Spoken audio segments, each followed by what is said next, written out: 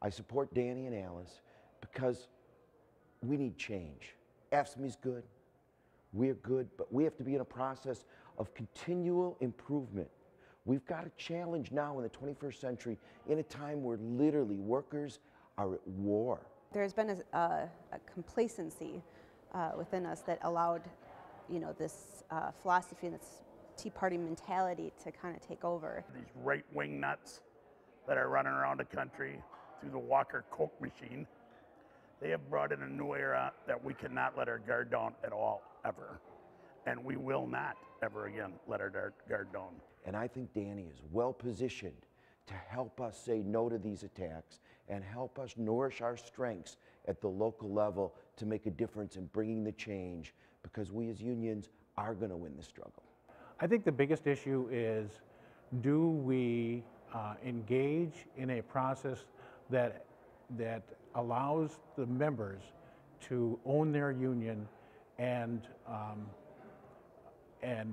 looks at listening aggressively to what the members want to do and listens to their opinions about what's the most important thing to do.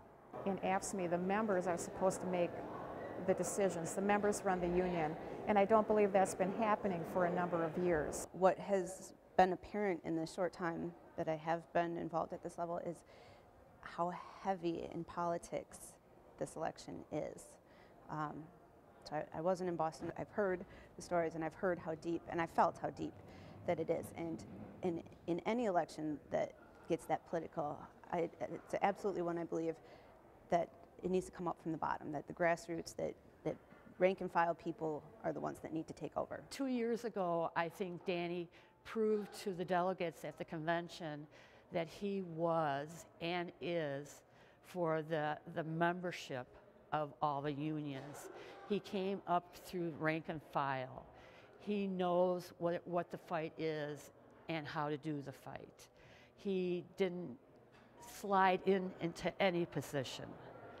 And he can better serve us because he's one of us. My experience is that Danny comes from a rank and file point of view, that Alice, from what I've seen of her, comes from a rank and file point of view, that they know what it's like on the line, and they have remembered what it was like when they were driving a truck and they were doing the many things that we do as public employees. I know that Danny Donohue has been in my shoes.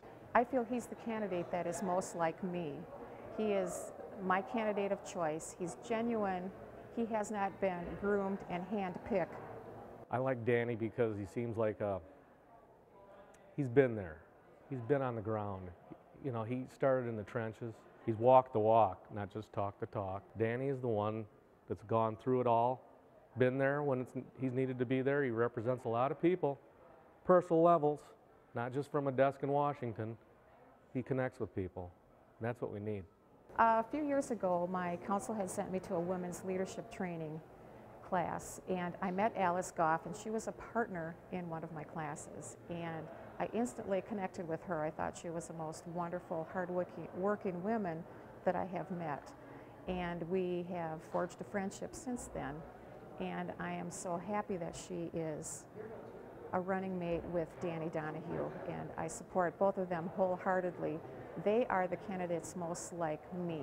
I'm proud to stand with Danny and Alice because I know that they'll stand with us at the local level, at the city level, at the county level, at the school board, in the private nursing homes, wherever our members are at.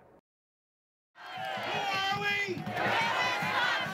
Thank you. Well, let me say this too, because it's about the working class around this country.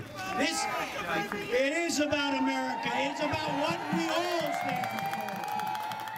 We need Danny and Alice to bring back the focus of this international union to the members, to the boots on the ground, to the grassroots effort, to restore faith, accessibility, transparency, integrity throughout the entire union.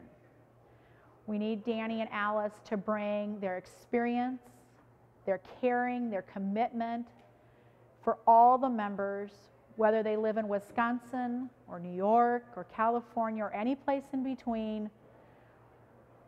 We need them. who they are.